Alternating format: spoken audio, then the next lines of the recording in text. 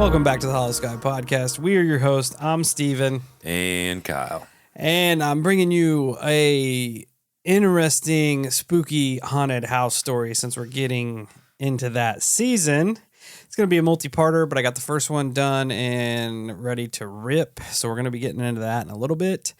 But before, we got to get through all the business. First piece of business we got to talk about is the 40 and Airwaves Ultimate Podcast Conference. Join us there October 6th, 7th, and 8th at the End in Ohio Northern University in Ada, Ohio. It will be live podcast panels, meet and greets, and a Sunday pancake breakfast. The full weekend event is $50. There'll be a cash bar. There'll be special room rates available at the end there. Come and hang out with us. It's going to be a good time. It'll be us, Cryptids of the Corn podcast, the Uncomfortable podcast, the Appalachian Intelligence Boys will be there, the Bump podcast, and Kill the Mockingbird podcast. Should be an awesome time. If you're interested, make sure to grab your tickets. Again, it's $50 for the whole weekend, and there's special room rates available. If you go to the 40 and Airwaves link tree, it'll have all the information that you need there. Check us out at all our social medias, Facebook, Instagram, YouTube, Twitter, TikTok, Reddit, Discord. Search up the Holosky podcast and you will find us there. Come and join the Holo cult. Often imitated, never duplicated. That's right, baby.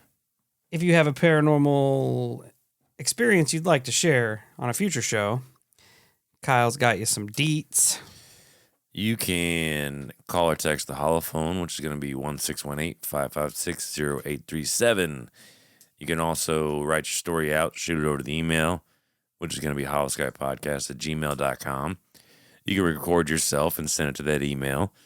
You can send over an email with a description of what you want to talk about and request an interview, and we will try to line that out at some point. If you want to send us weird shit, then please do.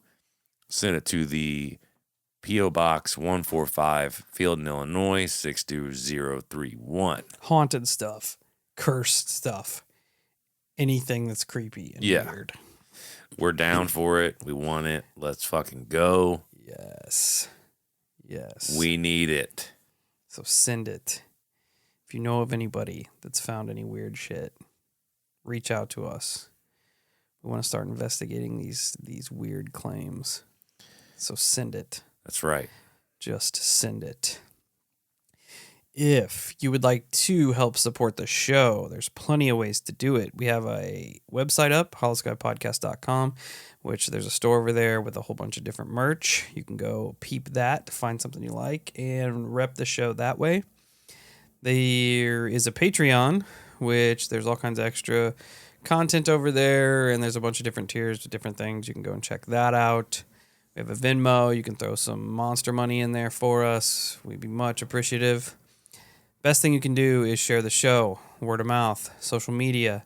Spread the word of the Holo cult. The more members of the Holo cult we have, the more of an opportunity we have to create more content. So we are trying to push to get onto more ears here at the Holosky home base.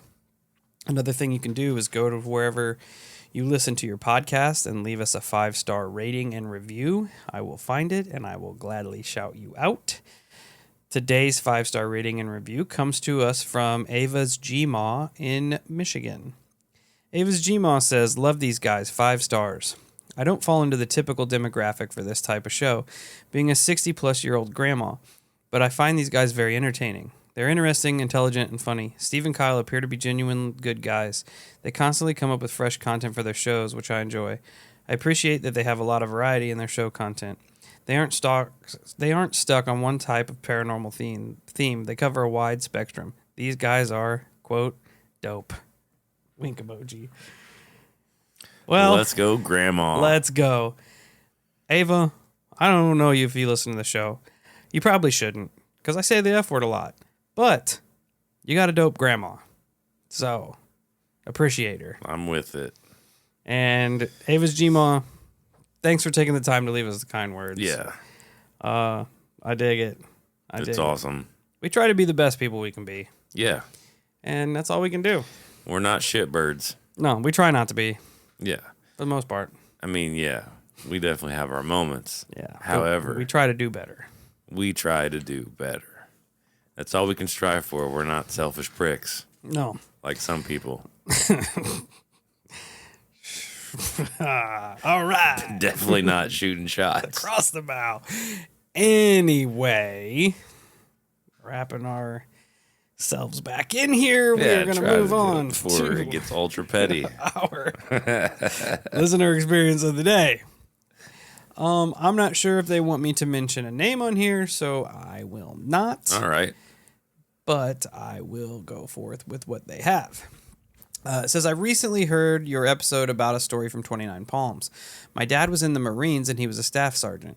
Years ago in the 2000s, when I was just born, the story happened. My dad was moving between Palm Springs and Camp Pendleton by San Diego. The story goes, he had sent some privates and semi-new soldiers fresh from boot camp to go to 29 Palms at the base there for trainings with weapons and explosives because it's a desert with no one really around, no big cities that can be affected. So what happened was these guys were there and my dad was still in San Diego. Then he had to go to 29 Palms to deliver some munitions and bring back more guys and bring some others home. He was in a convoy, I would assume, and not by himself in his personal car. When he got there, around midnight, the new guys were freaking out and asking if any of the older guys were playing pranks on them or who was messing with them. He didn't know what they were talking about, and they said they saw some sort of wolf man. He had the head of a wolf with a humanish body, according to the new guys.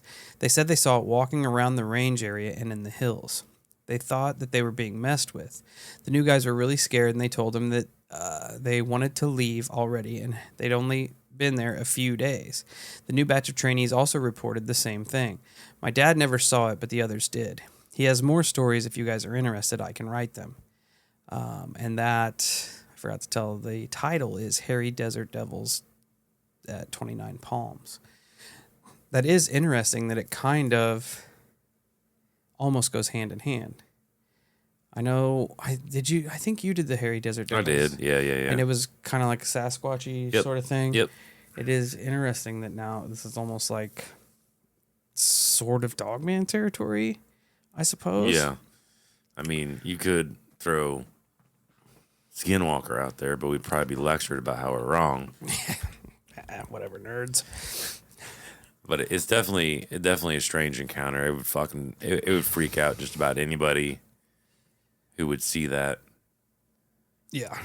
And I mean, those entities have a large set on them, in my opinion, because they're fucking with the military. Yeah, that's what I was thinking. Like, It wouldn't have taken too much for these guys just to throw some down. Yeah. Yeah, it could have ended bad for if it was a prank for that person. Yeah. Or entity getting a whole lot of weird shit shot at it and having a really bad evening. It almost leads more credence to the fact that it's not a person pranking because of this potential consequences that could happen. Yeah, you would definitely hope that would run through their mind if it was a prank. Like, hey, maybe I should probably not do this because of where I'm at. Yeah. Yeah. But I don't know. It would put me on edge, to say the least. Yeah. It'd be weird to see, especially if you're a new guy and you're kind of wound tight anyway. Yeah, that'd be strange. But yeah, we'd definitely like to hear more of the weird stories there. Oh, hell yeah. That's what we're here for. The military ones really kind of pique my interest. Oh, they definitely hit different. Shoot them over. All right. Again, thank you, friend, for sending that encounter in that happened to your father. We definitely want to hear some more. From there, we are going to go into this essentially a ghost story. Essentially. Yeah. Kind of goes in some different directions, but when I started it, it sort of reminded me of the Andrews Family Haunting. Mm-hmm. And as I'm getting into it, it's kind of taking a different route from where that went. But there's some weird similarities. Mostly in the vein that it is another British home that has some significantly weird stuff going on with it. So it's going to be a multi-parter. I'm just going to get into the first one today. I got a whole bunch of what's the word I'm looking for here? Sources. That's it. A whole bunch of sources I'm using. Brain fart city. Yeah, dude, I'm sitting here looking at them. I use BBC.com, HiggyPop.com. There was a couple other BBC articles. I also rented the book Testimony from Mark Chadbourne, which I'm getting a lot of information from that. It's pretty interesting. So with that covered, we'll hop right into it, and this is the story of the Hellfire Farm. Well, it's got a cool name. It does. I'm already drawn in. In 1989, a young married couple moved into an old homestead on the outskirts of Brecon Beacons, which is in Wales, which I believe is considered Great Britain. No idea. Helen in the Discord kind of gave us a breakdown. She's our resident Brit and gave us a whole little map as to which is which, but I can't remember, so hopefully that's right. Anyway, they were excited to start a new life, but they had no idea that they'd just taken up in the residence that would become Britain's most exercised home. Oh. Yeah. Well, that's a good start. Yeah. Nothing like kicking that off. And how the fuck does that play out? Like, it's the most exercised home. Yeah. Like, and you're talking about the home itself or individuals within the home? Or both? I think it's the home itself. Okay. Like, yeah. Okay, that sucks. Yeah. And it's weird that they all, like, these stories all start out the same. Like, you'll just have to get into it. Okay, it started in 1989 when a young couple named Liz and Bill Rich moved into what they thought was their dream home, a rural little paradise to raise their small family in. The farm was called Hil Fanaig, which translates into Roads to the Peak in Welsh, from what I can gather, what I looked up. Bill was an artist from England, and his Welsh wife Liz, who was pregnant with their first child, moved into the old stone property converted from an even older homestead. In the 1950s, with Bill's, the older homestead was there and it was hundreds of years old. They tore it down and used some of the material from that property to build this property in the 50s. Gotcha. They moved in with Bill's teenage son from his first marriage, Lawrence. The young family was excited to start their new life together in their new home. And for the first summer, everything went pretty well as expected, fell into place. Everybody was getting along. They had a little farm. They spent this first summer organizing and renovating the farmhouse and gardens that lied behind it. There was a bank of trees and a little forest. They were pretty much completely cut off from the rest of the world.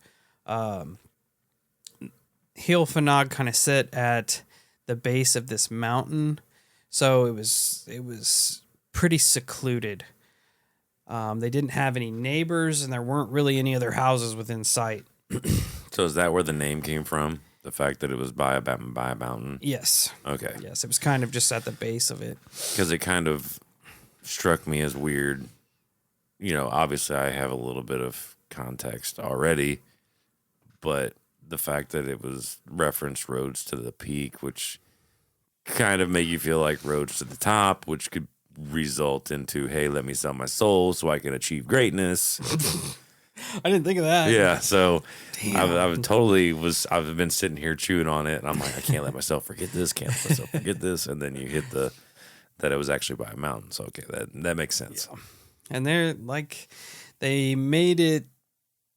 They stated that they were a ways away from their nearest neighbors. They had neighbors, but they were pretty far off. So it's like old school country living, basically. Exactly. And as we know, we wouldn't be here talking about this if their picturesque life continued. The home was perfect. They had a rent price that they could afford. The scenic area inspired Bill's artistic side with its solitude and its mountainous backdrop. It even had an extensive space for Bill to build a studio for his art, which was a big selling point on it. The young family took to the farm life quickly, gathering a nice little selection of livestock that they began to raise. A pig, a few sheep, a couple goats, and Bill's art business was seeming to take off with all this newfound inspiration he had from his new home. He was selling paintings as fast as he could paint them. At this point, Bill's paintings had a very positive, upbeat, happy themes of beautiful landscapes and animals. Everything seemed to be falling into place nicely. So keep that in mind, that his paintings now have a very positive and happy theme. They might not later. Foreshadowing. Toward the end of the first summer at Hilfenag, Bill recounted an odd experience right before things started to get out of hand. Bill was going through a drawer where they kept their invoices and receipts. Him being running his own business, they had to keep all that stuff, As he was going through it, 2 receipts fell out into the ground. When he picked them up, he glanced at the first one, realizing that it was the bar bill from the last time that him and Liz had went out to dinner before they moved into the new farm. The total for the bar bill was 6.66 pounds. Okay. I mean, it's always weird when you do get that receipt that does that, but can't jump to conclusions. No, it definitely makes you double take though. You're like, sure. Yeah, shit. absolutely. Absolutely. Maybe I better buy a pack of gum to change this up. So he put that back in the drawer. Out of curiosity, he picked up the second receipt and looked at it. It was from a trip to the supermarket where they grabbed their first supplies to their new home. It was a total of 66.6 pounds. Okay. So we got 2 for here. Definitely a little more concerning. Bill thought it was odd, and he joked to Liz that he thought that they were jinked. He also reminded her that 666 was the number of the beast, and of another encounter they had as they were moving their furniture into their new home. They had almost been rear-ended by a black BMW with the plates reading BST 666. Okay, that's fucking weird. It's just bad omens. Yeah, there. Oh, you want to talk about foreshadowing? I mean, come on. I mean, I'm in the camp now of, okay, this is definitely strange. Liz just kind of wrote it all off and responded to him. She was like, yeah, spooky, almost like he was trying to freak her out. They decided to make the next big step in their lives that fall, and they got married in September of 1989. With a new baby on the way and a new home and a new life, it just made sense. Their new son, Ben, was born October 20th, 1989. Again, as with the Andrews family, the new baby seems to kind of spark the experiences, seems to kind of ramp them up a little bit. The birth was a difficult one, with Ben having to forego major surgery right after birth. He, of course, survived and thrived and was able to come home a little bit later. As I stated before, the new baby seems to set off whatever was laying dormant in the old farm home. The first thing they noticed were the footsteps. Bill was the first one to notice them. Not long after they brought Ben home, Bill had gotten up in the night to use the restroom. He was awakened by a hungry baby as well. As he went downstairs and was finishing up his business, he was startled to hear someone stomping across the upstairs four-way and down the stairwell. He jumped up immediately and went to Lawrence's room to see if he had been woken up by the baby, but Lawrence was fast asleep. When he returned to the bedroom to find Liz, she was in bed feeding Ben. He sat there waiting for Liz to ask him what the sound was, but she never did. He finally broke and asked her if she had heard the ruckus. She simply looked at him and whispered, "What noises?" And Ben responded, "The stomping. It had started at the landing right over the bathroom, and whatever it was had ran down the stairs. It was so loud I thought that the roof was going to cave in." Liz simply replied with, "I didn't hear anything, Bill."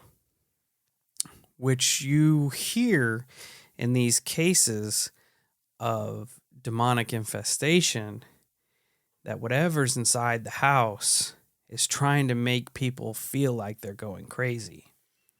So you have Bill here hearing these footsteps and significant footsteps, something running and stomping down the stairs. Whereas you have Liz, who's right there where the footsteps are happening, not hearing a thing. That makes it way more strange, too. It would be even stranger if she was awake and she didn't hear anything. Because I don't, like, wrapping your brain around that is fucked. Yeah, because she was awake. She was awake. Oh, she was awake? Yeah, she was feeding the baby. Oh, fuck. So, okay. So it is way more fucking weird. Yes. Because that, oh, man. Like, imagine, like, what that entails. Like, that it has the ability to affect one person at a time. Yeah, almost like to drive a wedge of sanity in between everybody in the home. That's 100% what's going to happen because you're going to feel fucking crazy. Yeah. Man, like I don't know why that's plaguing my brain so much. Like you want to say it's ultra nefarious, but I mean it's fucking demon. So yeah, I mean to put it into perspective, it would be like you hearing the bean drop and Shauna not hearing. Yeah, and then because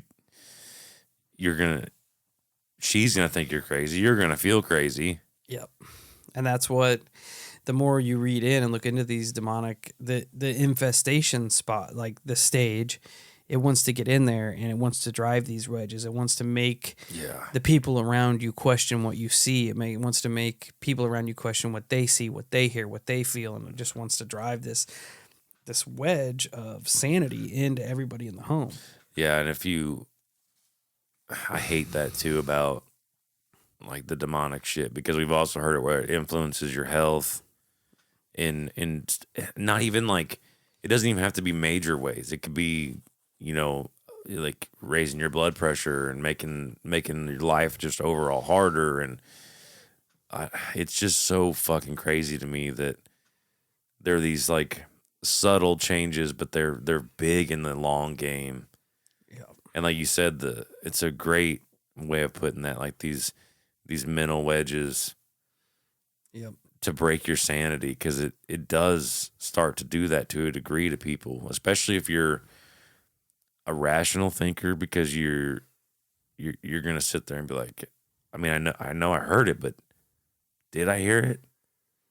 Did I see it? Like, not only does it makes you question your partner, like how could you not have heard that? Yeah, like he said, it's like it was someone running down the stairs, but then it makes you in turn question yourself. Am I going crazy? And then vice versa. She's now going to do the same thing to you. Like, what the fuck is wrong with you? Are you drunk? That's what it stood out to me when like her reply was so cold. Like I didn't hear a thing, Bill. Right.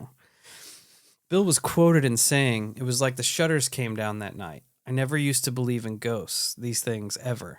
I simply held an open mind. It was possible that these things hadn't happened to me. I was an agnostic. But that night, it was almost as if the good weather had inexplicably changed to bad weather. Like a storm in the tropics. It was so quick. 1 minute from those footsteps, we were in darkness. It just happened as if someone was unveiling something." Liz went on to state, "That night, the present made itself known. The atmosphere changed immediately. There was a lot of fear then. I'd always been terrified of ghosts and things like that. Really terrified of them. And the thought that I was living in the house with something like that terrified me even more. And then I started to hear them." From that moment on, it was like an oppressive veil had blanketed the house. They noted that the entire farm just felt colder. Lawrence's attitude had also noticeably changed. He was more distant, more defiant. Again, we can just write this off as teenage angst, the pressure of going through a divorce with his parents, having a new stepmom. He's got a new half-baby brother. But the changes became more and more noticeable as they went on. The next day, the entity made itself known to Liz. Bill was out working in his studio, and Lawrence had went to town to hang out and run some errands, just to kind of get out of the house. He's being the typical teenager, just moody and wanted to get the hell out of there. Liz was hanging around the house with Ben when all of a sudden she heard a loud bang. Liz's mind immediately went to Lawrence returning home, as he and Bill had gotten into a little spat earlier in the day. This was confirmed, she thought, when she heard the second loud bang coming from the area of the home where Lawrence's bedroom was. She figured he was just still lashing out and slamming doors as teenagers do. She decided to go and have a talk with him, but right before she got out of bed, or got out of the rocker in her and Bill's bedroom, she heard her bedroom door slam shut. It was so hard it had rattled the pictures on the wall. Except that their bedroom door was already shut. It was just the sound resonating of the door shutting, which is... But it had a physical reaction as well. Yeah. Almost as if it was something residual, but it almost couldn't be residual because the house is fairly new. The house is only 30 years old, almost 40 years old. So I thought that was a part I put in there because that's so weird that she was hearing the bangs through the house, and she was getting up to confront Lawrence, which in theory this thing is pitting them against one another again. Right. When it happens right there in front of her face, and it makes her question what she had just experienced. Bill had returned to the house almost the exact same time the incident had occurred and ran up the stairs to see why Liz was slamming the doors. As he entered the bedroom, she was still in the rocking chair just clutching the baby. At that point, he knew that it had to be the same occurrence that had happened the previous night to him when he heard the footsteps. They sat there and talked about what happened, trying to write it off as just an old house settling, or maybe even having a friendly ghost. Bill had held an envelope in his hand that he had gotten in the mail on his way back into the house. It's easy to dismiss the sound of an old settling house. However, what's less easy to dismiss, it was their quarterly electricity bill. Bill was holding in his hand. He looked in disbelief at the bill that was £750 for the quarter, almost 4 times what it should be. Be $2,000 in today's U.S. or 2,000 pounds in today's money. This in itself completely overshadowed the odd sounds as they tried to figure out what could have caused this massive electricity bill. Your mind immediately goes to someone's tapping and stealing our shit. Oh, yeah, naturally. Something's not right. The next day, Bill contacted their electricity provider. He told them that there had been some sort of mistake. Someone was stealing their electricity or something. The woman cross-checked the figures and proceeded to tell Bill that the prices were correct and that it wasn't an estimate. An actual meter tech had been out there a few days prior and read the meter. Bill further explained that there was no way they could have used that much electricity. Their stove and central heating were oil-fired. They had a few appliances outside of their refrigerator, TV, and a few lamps. The energy provider did admit that it was an uncommonly high bill, and they would send a tech out to see if they could find anything that would cause such a big discrepancy. The following day, an electricity tech came out and tested the meter. It seemed to be running fine, but Bill wasn't buying it, so he insisted they read the meter after he unplugged all of the electrical appliances in the house. Sure enough, the meter kept ticking away, even after all the electronics on the property were turned off. He insisted that the meter was faulty. They replaced it and put a new meter in. As soon as it was hooked up, it started to tick away again, even though none of the appliances had been turned back on. But as we all know, the bills don't stop coming, and the following month, Bill received another bill of over £500. Neither the riches or the electricity company could explain what was going on with the property, but the odd phenomenon did not let up. So they went from a quarter that was $750 to a month that was almost $500. It was just sucking the electricity out of the house. Which is weird to say. They don't have any close neighbors, anyone that could be pulling the power. Right. It's almost like something was feeding off. That's so weird. Of the power from the house. But it would be amplifying it. You know, like it. I don't know. It'd be drawing it. Yeah. I don't know. That's another a really hard one to wrap your brain around. Yeah, especially when everything was turned off. Like, yeah, and then shame on the power company. You guys are fucking assholes. You literally watch this guy unplug every single thing, and the meter's still spinning. They're like, well, that sucks. Yeah. They're like, oh, but still got to get paid, you know. Somebody's using this electricity. Sure, Right. it might be a fucking 10,000-year-old demon, but Yeah. we don't use demon currency here. Yeah, we got to get paid, son. That just is shit. That's shit. Typical. That's no lie. Typical. Fucking power companies. You got to pay for them demons, Bro. The next thing to happen in the house were the phantom smells. One day, Bill was painting in the studio, and he decided to head into the kitchen to get a drink. The moment he crossed the threshold into the kitchen, he was overcome with the smell of sulfur in the air. So much so that he had to leave the kitchen. It was so pungent that it made his eyes water and caused him to gag and cough. He got a handkerchief to cover his mouth and nose and headed back into the kitchen to try and find the cause. He looked everywhere, checked the heater, the stove, dug through the cabinets, checked the floors, everywhere, and he could not figure out where the smell was coming from. The farm wasn't on a sewer system, so he eliminated that. He regularly had their septic system checked, but called the technicians anyway to get them out there to look at it. As soon as he returned to the kitchen after making the call, the smell had completely vanished. Not even a trace of it hanging in the air. The septic system was fine and accounted for, and they told Bill to call them if the smell returned. Later, a new smell had made its appearance. This time it was to Liz. Bill was reading in the living room one evening when Liz stepped in and said, Bill, there's another smell. Bill was worried that the sulfur was back because it was so pungent it had almost put him on the ground. He didn't want the baby around it. He didn't want Liz or Lawrence around it either. Liz took his hand and led him into the hallway. They sniffed the air and they got a sickly sweet smell of incense. He looked at Liz and she immediately said, I am not burning any incense. They went and checked the house, thought maybe Lawrence was doing it, but they could not sort out the cause of the smell. Just as it had arrived, it had disappeared back into the night, which is also strange to me because you have the smell of sulfur, which a lot of time is attributed to demonic entities and such. But on the flip side of that, you have the smell of incense, which is also used in Catholic Mass, Right, and things of that nature. So I thought it's weird that you have almost both of these things happening at the same time, almost like maybe you have the sulfur smell and it's also like mocking the church having the incense. I could definitely see that.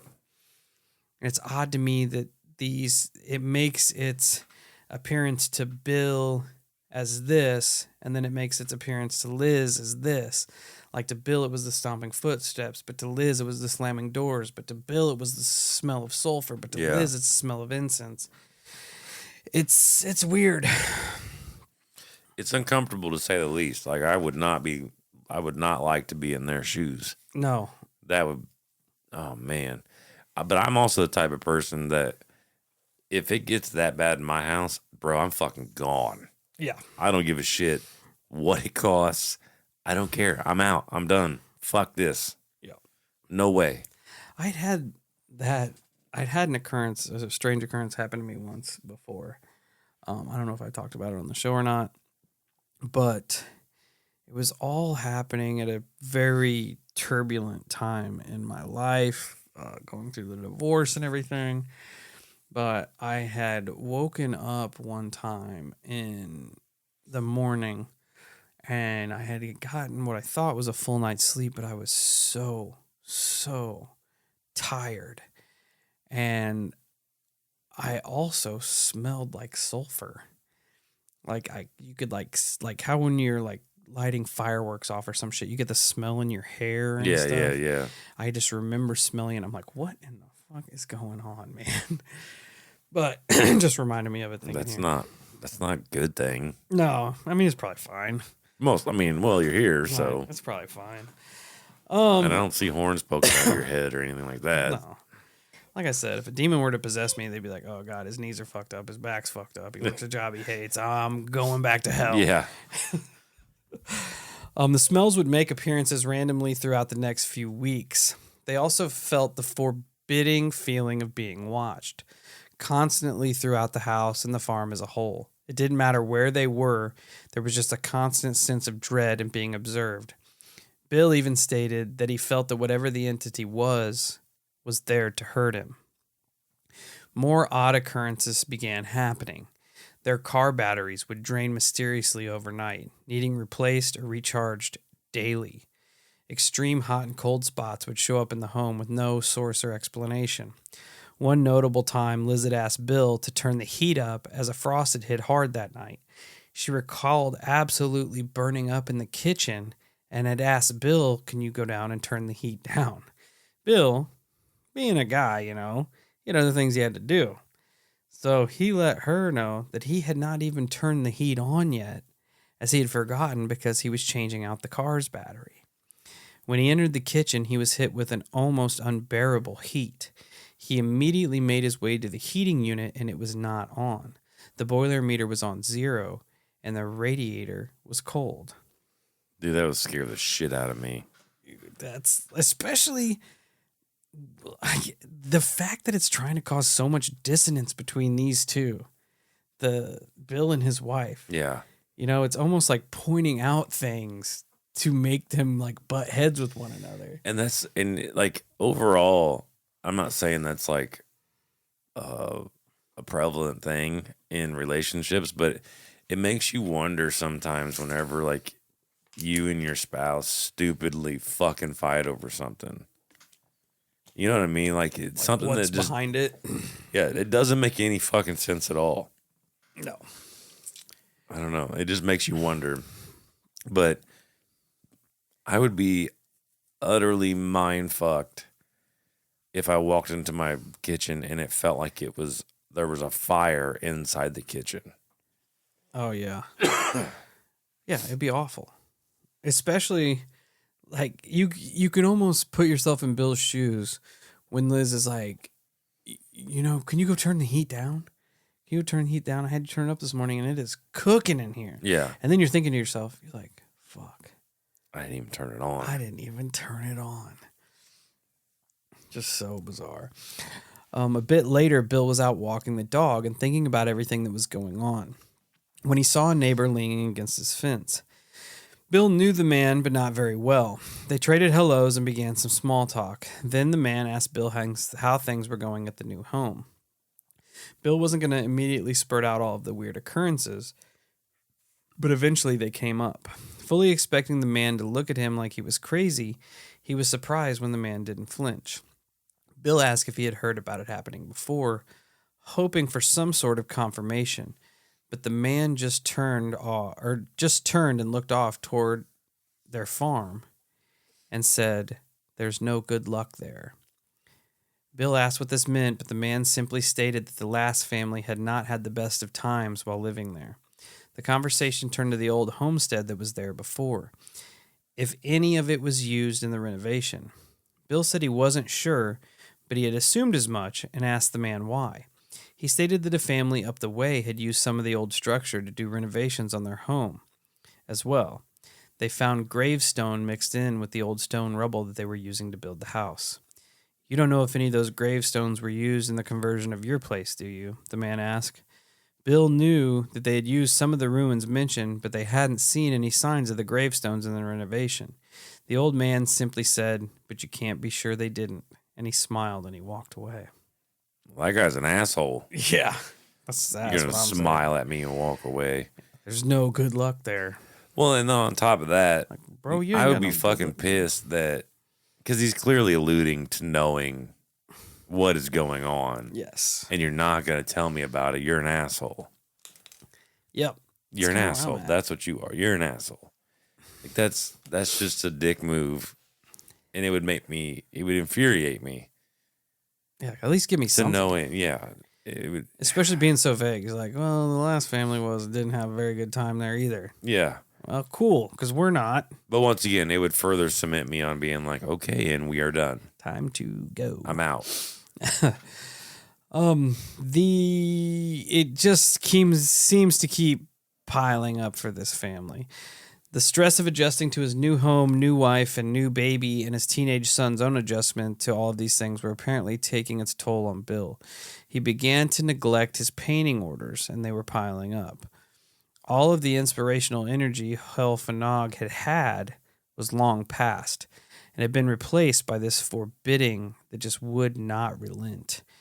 Then the orders started getting canceled. The money they were relying on started drying up. Clients would cancel with no reason whatsoever, going from being excited to commission Bill's work to wanting nothing to do with him in a matter of weeks. Rich buyers in the United States were excited about his samples, promising to buy thousands of dollars worth of his work.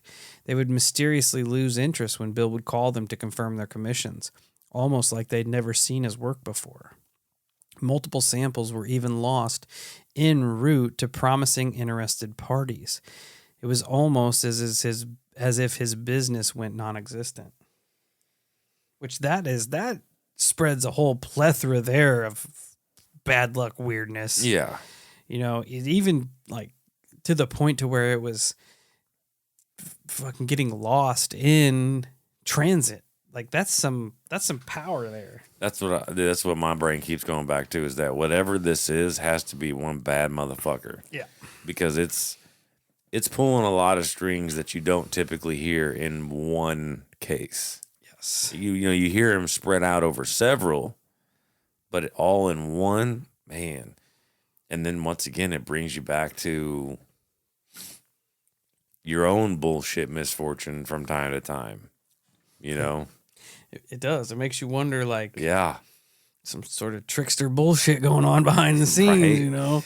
Right. I don't know. It's definitely bizarre, man. Like there's so many different avenues your brain could run down, but the ability to manipulate so much of this family's life is ultra concerning. Yeah. And it's even more concerning to me when people don't pull the plug and get out of these situations. It does. And I mean, that would almost play back into like the war it's waging on your mental health, you know? Oh, absolutely. Because you've invested into this home already and you're wanting to wait it out. Maybe it'll get better. Maybe it's just me. Maybe I'm being crazy, you know? Yeah. And then it starts attacking everything. It starts attacking your relationship life. Yeah. Now it's attacking your money. And it's already fucking up like your home life with the heat not working, your electricity bill being all fucked up. But even using headstones in the foundation, how does that translate to such a raw demonic entity? You know what I mean? Like there had to have been something more going on. Yeah. In the vicinity. There had to have been. Yeah, you would think so. Because like it goes so far beyond just a normal haunting. Even to the point to where it would be a poltergeist moving shit around, like the door slamming and the foot stomping. The smells could be poltergeist activity. It moving to the point to where it's actively like affecting the shipments of Bill's paintings after they leave the home. You'd think a poltergeist is confined to a home. And then essentially it's not only doing that, but it's affecting people's perception of Bill's work. Yeah. Yeah. To where they don't even, like they stated in the book, Marx said it was almost as if they'd never seen his work before. People who had commissioned him sought him out and called him and said, I want you to paint this landscape. Once he calls and he's like, all right, just confirming, I've already started working on this. They're like, working on what? Yeah, like who the fuck are you? Yeah.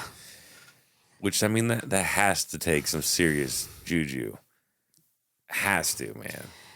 They cited in the book that he was working with an agency in the United States that put on art galleries for big name buyers. The one that they suggested, and keep in mind, this is in the late 80s, was Sylvester Stallone, which is one of the biggest action movie stars that was out in the late 80s. Right. Oh, yeah, for sure. He was supposed to go to this gallery that this agency was putting on with some of Bill's work. So Bill was expecting a fat-ass payday. The day before the art gala was set up to drop, The agency files emergency bankrupt and cancels it. They completely jump ship, and Bill's work is caught up in their vault that they just abandoned. Oh, no. So he's in Wales trying to prove that he's the artist that painted these pictures that are now caught up in this whole big fucking rigmarole of who owns what and who's going to pay for this. And keep in mind, this is in the 80s, so there's no internet. It's just a guy on the phone saying, yo, I'm Bill, I painted that. Right. So it went from being this like massive payday that they had counted on to being this just cluster of just bad. It goes beyond bad luck. Yeah, but the bad luck's about the best way to sum it up. Yeah. I don't know, man. Like that is so hard to wrap your brain around. There's just so many aspects of his life that are being touched by this home and whatever the fuck's lurking in there. I don't know, man. Like, and it's also worth noting, like you brought up a good point about like you've invested so much into this home, but it almost makes you feel like there's an aspect to these situations that somehow mentally cement you to the torture. Yeah. Like prevent you from like logically going, oh, this is dumb. I'm moving my family to a hotel. I was just going to say that. Like I try to put myself in Bill's shoes. Standing outside and reading about it, you're like, this is screwed up. Oh, yeah. This is some bad shit happening. Then I put myself in Bill's shoes and I'm like, what would be my breaking point? What would be my cutoff to where I would throw in the towel and be like, you know what, you can have this fucking place. Yeah. And I don't know what it would be. I don't either, because if now that you sit and you think about what we've heard so far, you have heard footsteps at least once. Yep. We don't know if it's a continual thing. So we're just going to pretend that it's once. Door slamming once.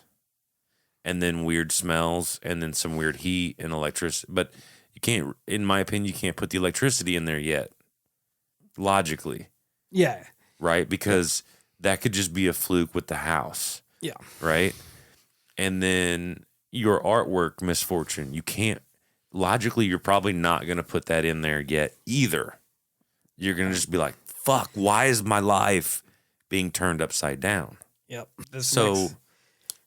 I don't know personally. I know personally I would be fucking scared with the instances that they've had. But it's a good question.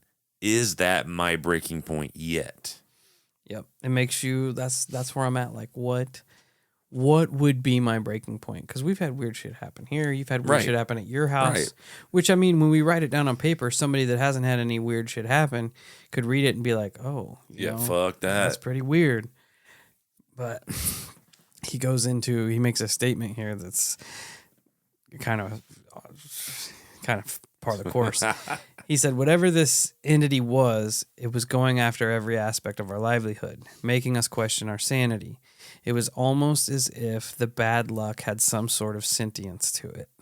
That's gross. Yes. That's gross. He said, let's not. And so, like that, with that in mind, is that post experience when he makes this comment? Yes, he's talking about this afterwards. Right. Because I would assume, logically, if your brain was at that point where you're like, okay, not only have I had all these experiences, but I know this thing is going after my business. I know this thing is responsible for the electricity. I know this thing is responsible for everything. Then yes, logically, I'm going to go, fuck this place. Yeah. I'm moving out. I'm taking my family because my family is priority number one. I could have all the pride in the world and want to not leave that house. But when my wife and children are involved, I'm outie 5,000, baby. Mm-hmm. See ya. He goes on to state that if something bad could happen, it would. The battle with the electric company continued. Bill refused to pay these high bills, claims stacked up with no resolution. Then it took it a step further. It went after their livestock and their pets, as we also saw in the Andrews family. In a matter of a few weeks, every animal that they had was affected. Their pet Lulu gave birth to 2 kids, and one of them was crushed almost at birth. The family's pet pig began acting oddly, running around, being increasingly aggressive, and had to be put down. The dog Bill had bought for Lawrence after the divorce just disappeared. Lawrence's pet guinea pig was found dead in its cage. Their cat had also begun becoming aggressive, had to be sent to Liz's mother's house because she didn't want to have to put the cat down too after they put the pig down. Bro, my mind would be running circles dealing with all that shit. My mind would, I don't know, man. I still don't know if it's 100% enough for me to move out at this point. But it's still like my brain would be on fire. Yeah. And Bill has stated that he doesn't believe in this stuff. So that's going to put him even further back. That's true. On wanting to bounce. That's you true. know what I mean? Like, he's constantly double questioning himself in his head. Like, this can't be it. Yep. And with the animals and stuff, you could logically work your way around so much of that. Yeah. Is there something in the food? Is there something in the water? Is it this? Is it that? Yeah. The strangeness would continue. One morning when Bill and Liz were sitting downstairs drinking coffee, they heard the sound of a piano in Bill's studio, each note carefully precise.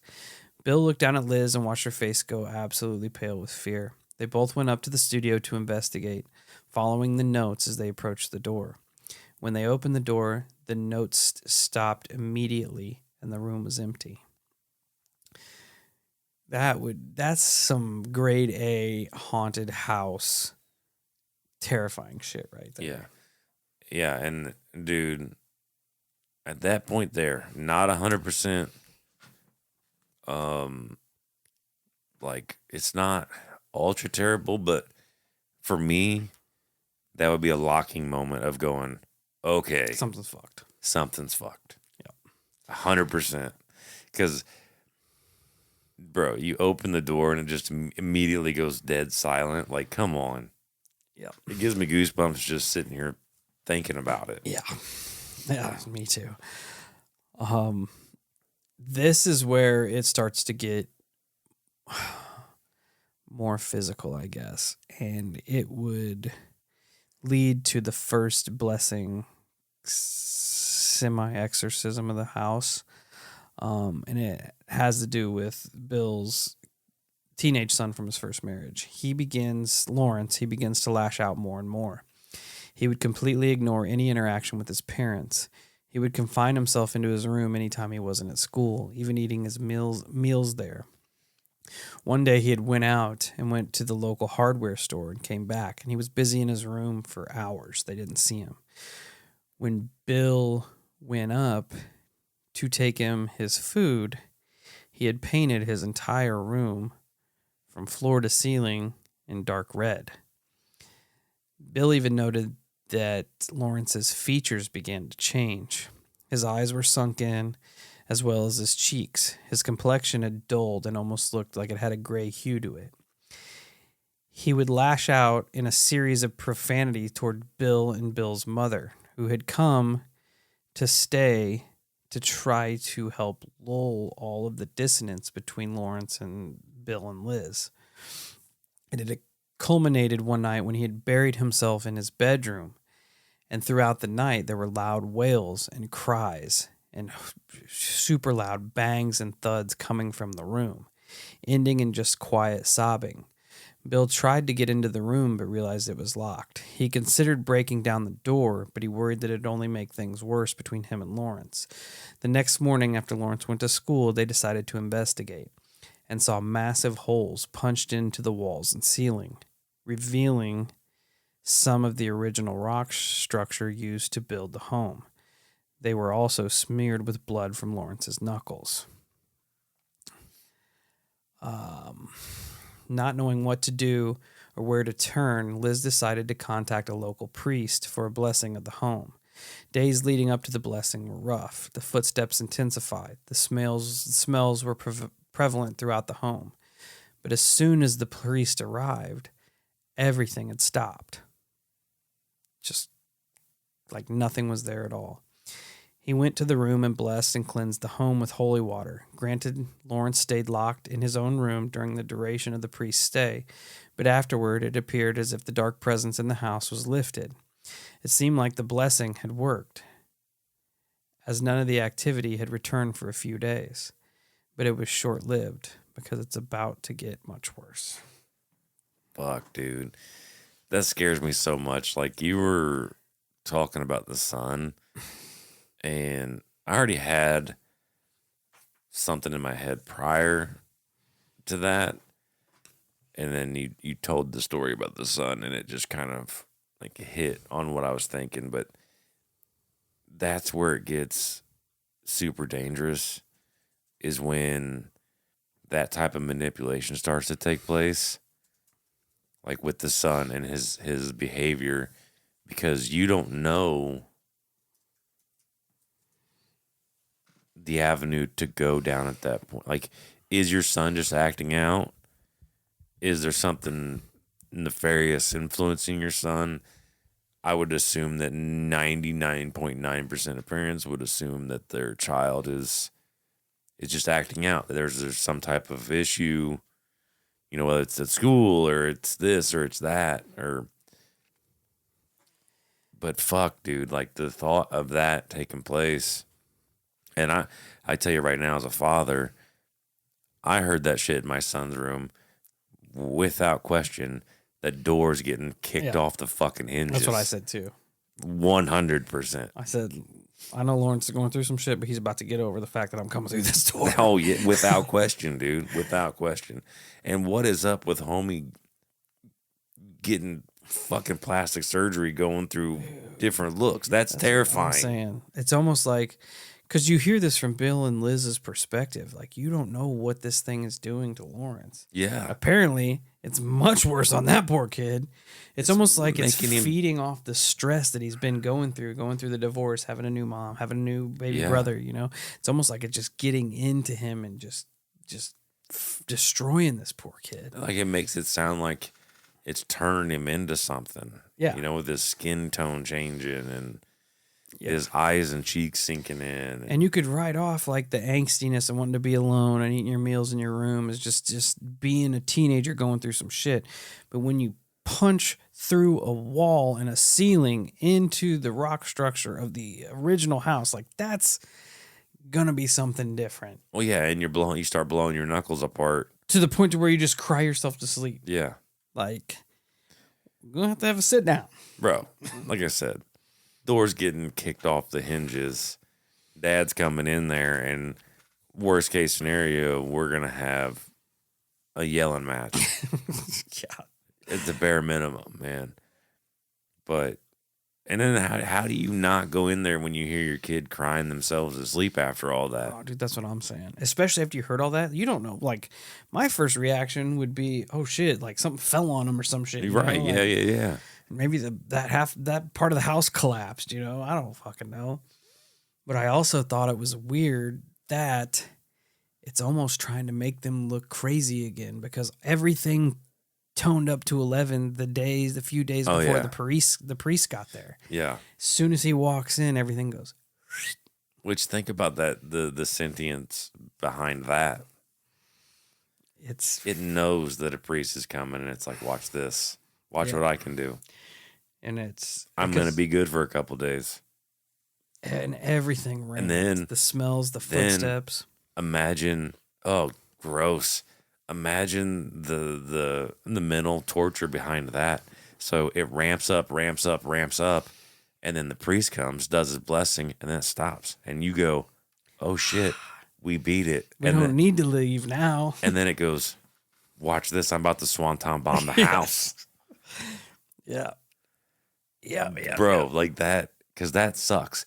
That gives you treasure, or it gives you your reward. Mentally, you're like, yes, finally back to being normal, because then you can live it, you can see it.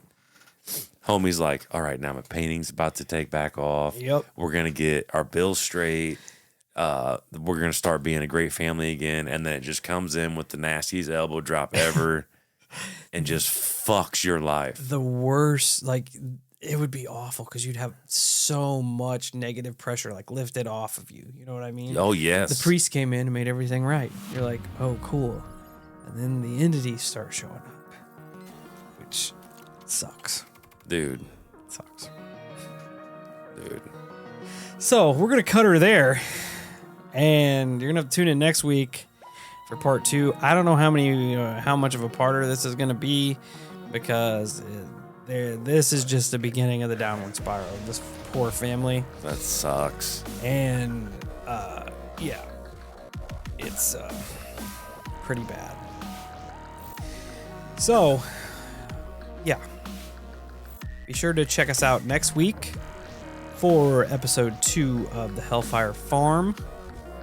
And until we meet again, check us out at all our social medias: Facebook, Instagram, YouTube, Twitter, TikTok, Discord, Reddit. Be sure to share the show. Throw the Holosky name out there. Get people to join the Holo Cult. Stay safe. Stay weird. And if you've got a bunch of crazy shit going on in your house, maybe it's time to just pack it up.